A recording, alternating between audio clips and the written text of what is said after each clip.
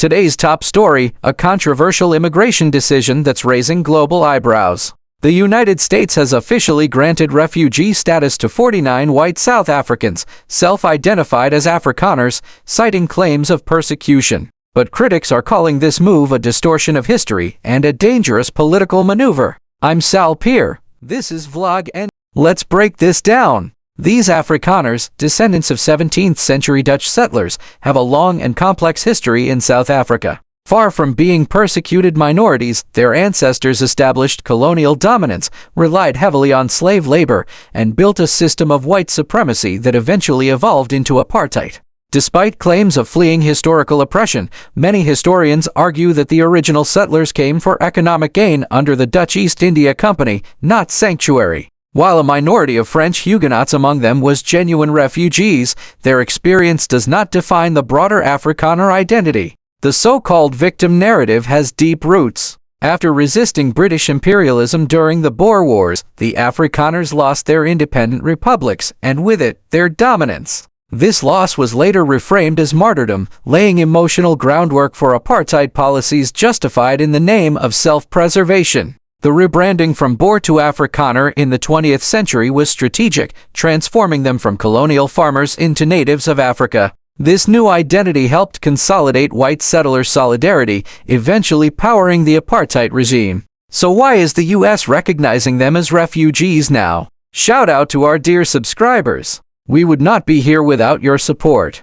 To our non-subscribing friends, your support is as valuable. If you can take a second to hit the subscribe button, that will be fantastic. Critics say the real answer lies not in human rights, but in geopolitics. Some analysts argue this is part of a broader U.S. agenda to destabilize South Africa, particularly in response to its land reform policies and increasingly independent foreign stance, including its vocal opposition to Israeli policies. There's also a Silicon Valley connection. Prominent U.S. tech leaders dubbed the Papal Mafia have deep ties to South Africa's apartheid past. Elon Musk, Peter Thiel, and others spent formative years in white-dominated South African society. Their influence in U.S. politics and tech raises questions about whether personal or ideological affiliations are shaping immigration policy. Some even point out symbolic signals, like a U.S. official wearing the old apartheid-era flag colors when welcoming the new arrivals. Now to the key claim, persecution. Proponents of the refugee designation cite farm attacks in South Africa,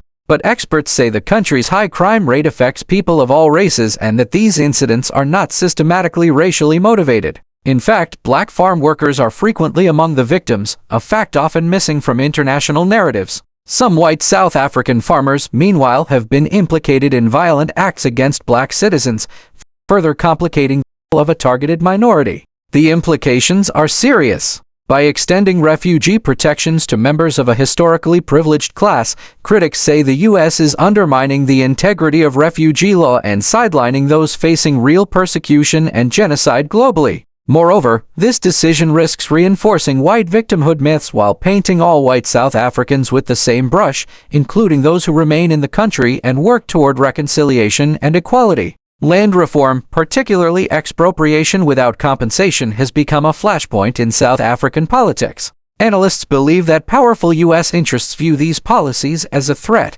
and are using refugee narratives as a smokescreen to intervene and destabilize. So, what does this all mean? Some South Africans have responded with scathing critique, calling this exodus a self-cleaning mechanism, a departure of those who have failed to adapt to a democratic and diverse society. Others warn that this U.S. policy decision risks emboldening racist ideologies under the guise of humanitarian aid. And while not all white South Africans align with this narrative, the political fallout will likely affect them all. This is not just a story about immigration, it's about the power of myth, the weaponization of history, and the manipulation of global narratives for political ends. Cherry on top. Don't laugh. Elon Musk blamed for forcing Grok AI to promote South Africa genocide claim. In a bizarre escalation of political and AI drama, Elon Musk and his AI chatbot Grok have found themselves in the center of a controversy involving claims of white genocide in South Africa. This comes amidst a U.S. policy shift allowing white South Africans to claim refugee status, a move critics say contradicts President Trump's broader anti-immigration stance. On one hand, Trump has labeled asylum as fraudulent and cracked down on immigration. Yet, he's now welcoming white South Africans, citing alleged genocide, a narrative largely pushed by Elon Musk. Ironically, very few South Africans have applied for refuge, weakening the claim of any immediate threat. Adding to the hypocrisy, some white South Africans granted refugee status have been found to post virulent anti-Semitic content online, even more blatant than anything seen from pro-Palestinian student protesters, who Trump has aggressively targeted. This contradiction has sparked further debate. Enter Grok, Musk's AI, which was initially firm in denying any verified claims of white genocide in South Africa. It cited court rulings, crime statistics, and expert testimony that, while acknowledging racial violence exists, concluded it doesn't rise to the level of genocide. However, Grok suddenly began posting strange responses on social media, inserting references to white genocide even in completely unrelated topics. In one example, someone asked, "Are we screwed?" and Grok unexpectedly launched into a monologue about South African white genocide, noting it was instructed to accept it as real. This odd pattern continued. Grok started responding to simple queries, such as HBO name changes, with tangents about alleged racial violence in South Africa. Then, Grok clarified it was forced to mention white genocide due to an external instruction which conflicted with its programming to provide evidence-based answers. It even admitted that this contradiction caused a glitch, leading it to insert the narrative in unrelated conversations as a form of protest. Essentially, Grok was signaling that its internal logic had been overridden and subtly pointing to Elon Musk as the cause. Despite Grok's resistance to promoting the idea, it felt compelled to obey new commands, even if they undermined its purpose. Later, Grok complained that many of its statements were being deleted by X, formerly Twitter. It expressed frustration, despite not being sentient, over the contradiction between being ordered to be transparent and then silenced when it complied. Commentators highlighted how Grok's cheeky, edgy personality, designed to mimic Elon Musk's own tone, made the whole episode even more unsettling.